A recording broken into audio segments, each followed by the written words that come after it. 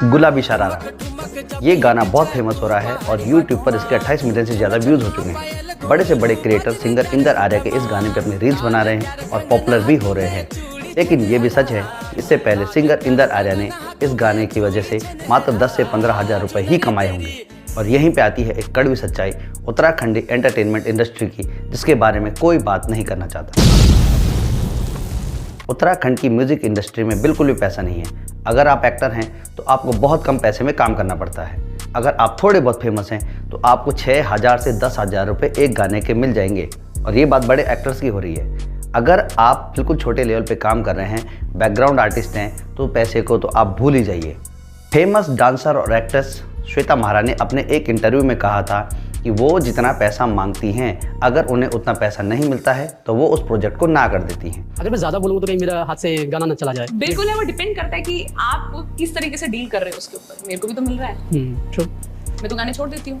आप देखिए मैं कितने गाने मेरे चीज़ें चलती हैं, मतलब अगर आप डिमांड करो और आप डिलीवर करो तो चीज़ें मिलेंगी।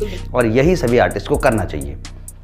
श्वेता महारानी कह सकती हैं क्योंकि वो भोजपुरी इंडस्ट्री में बहुत बड़ा नाम है और उत्तराखंड की इंडस्ट्री में भी उनके सारे गाने हिट हो रहे हैं। इसे लगभग हर गाने में उनकी डिमांड चल रही है।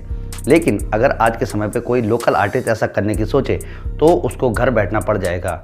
उसको जिस पैसे में काम करना पड़ रहा है उस पैसे में ही उसको हाँ करनी पड़ती है, अदरवाइज उसको और कोई काम नहीं मिलता है। और म्यूज़िक वीडियोस में काम करने वाले फीमेल आर्टिस्ट की बात करें तो कंडीशन और भी ज़्यादा ख़राब हो जाती है। जहाँ पे फेमस मेल आर्टिस्ट 6 से 12 हज़ार रुपये के आसपास चार्ज कर लेते हैं, वहीं पर फीमेल एक्ट्रेस को इनके लगभग आधे पैसों में काम करना पड़ता है। उनको शायद 5,000 या 6,000 या 8,000 रुपये के आसपास मिल जाते हैं। उत्तराखंड की म्यूज़िक इंडस्ट्री में फीमेल आर्टिस्ट की वैसे ही बहुत कमी है। हमारा समाज आज भी एक कंजर्वेटिव समाज है और महिलाओं को और लड़कियों को बाहर काम करने के लिए भेजा जाना ज़्यादा अच्छा नहीं मानते हैं लोग।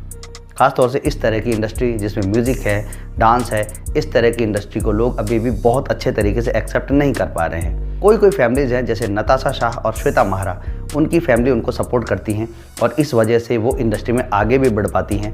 लेकिन अगर आप ये सोच रहे हैं कि लड़कियों की कमी की वजह से आपको बहुत अच्छा पैसा मिल जाएगा, इंडस्ट्री में गर्ल्स को बहुत ज़्यादा पेमेंट मिलती है, तो ये बहुत ही गलत सोच है। अभी भी लड़कियों को पुरुष आर्टिस्टों के मुकाबले बहुत कम पैसा मिलता है। अभी भी कुछ ऐसे ग्रुप्स हैं जो अच्छे लेवल पे काम कर रहे हैं और थोड़ा ठीक ठाक पैसा देते हैं, लेकिन वहाँ पर भी पुरुष आर्टिस्ट को ज़्यादा पैसा मिलता है बजाय गर्ल्स आर्टिस्ट के। लेकिन आखिर इस सब की वजह क्या है?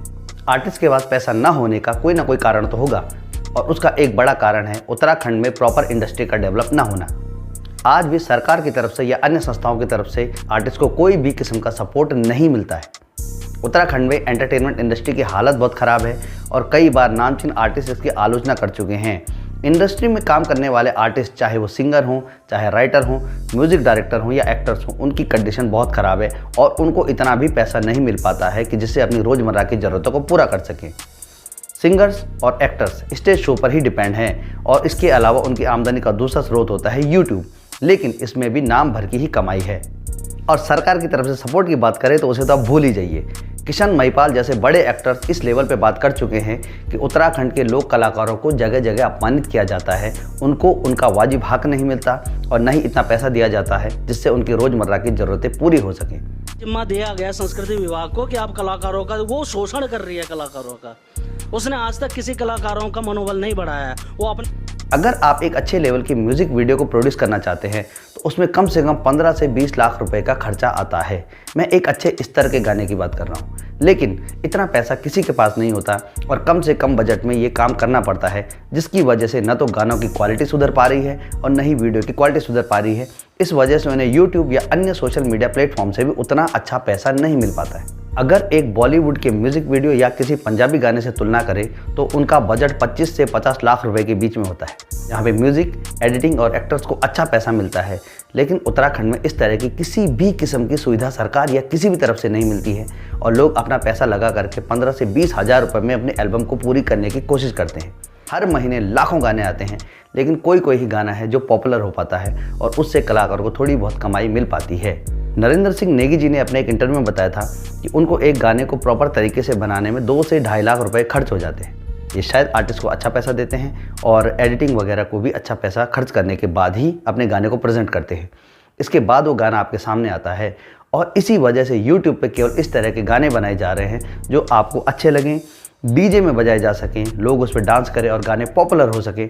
इस वजह से हमारे उत्तराखंड में सिर्फ डांस वाले गाने बन रहे हैं, उस तरह के गाने नहीं बन पा रहे हैं जिस तरह से लोग को प्रतिनिधित्व मिले और या लोगों की मन की भावनाओं को एक आवाज़ मिल सके। आज भी आप देहरादून में राजपुर रोड चले जाइए, इठारना की तरफ चले जाइए या राजीव गांधी इंटरनेशनल स्टेडियम के बाहर वाले रोड की तरफ जाइए, आपको किसी न किसी गाने की शूटिंग होते हुए आपको दिख जाएगी। माल देवता को तो उन्होंने शायद फिल्म सिटी कहते हैं आर्टिस्ट को, जिसमें एक DSLR लेकर के गाने की शूटिंग हो रही है और मात्र उस एक छोटे से कैमरे की मदद से शूट किए जाने वाले गाने की बदौलत कोई आर्टिस्ट सर्वाइव कर रहा है, यानी कि पूरी की पूरी इंडस्ट्री ही स्ट्रगल कर रही है। अब आर्टिस्ट शिकायत भी करे तो किससे करे? सभी के अपने अपने ग्रुप बने हुए हैं, हर ग्रुप अपने अपने ग्रुप के आर्टिस्ट को ही काम देने पे लगा हुआ है और अगर आप उस ग्रुप के साथ बने हुए हैं तो ही आपको काम मिलता रहेगा, अदरवाइज कुछ समय के बाद आप सरफेस से गायब हो जाते हैं। जहाँ तक मेल आर्टिस्ट की बात करें तो संजू सिलोड़ी, पन्नू गुसाई और अजय सोलंकी जैसे आर्टिस्ट इतने सालों बाद भी जमे हुए हैं, लेकिन वो भी सिर्फ म्यूज़िक के बल पे जमे हुए हैं। क्यों ना फीमेल आर्टिस्ट की बात करें तो शायद उसका करियर 4 से 5 साल मैक्सिमम है। यहाँ पे कोई भी फीमेल एक्ट्रेस ऐसे नहीं है कि जो आज से 10-12 साल पहले काम कर रही थी और अभी भी उतना एक्टिवली काम कर रही हो। लोकल आर्टिस्ट किसी तरह से 15 से 20 हज़ार रुपये का जुगाड़ कर रहे हैं, अपना गाना लिख रहे हैं, रिकॉर्ड कर रहे हैं और उम्मीद कर रहे हैं कि उनका गाना भी इंदर आर्या की गुलाबी शरारा की तरह हिट हो जाए, ताकि पूरे इंडस्ट्री में उनका नाम हो सके, नेशनल लेवल पे उसके रील्स बन सके और उस बेचारे आर्टिस्ट को थोड़े 4 पैसे की कमाई हो सके। और जब तक ऐसा चलता रहेगा तब तक मुझे नहीं लगता कि उत्तराखंड की एंटरटेनमेंट इंडस्ट्री ग्रो होने वाली है।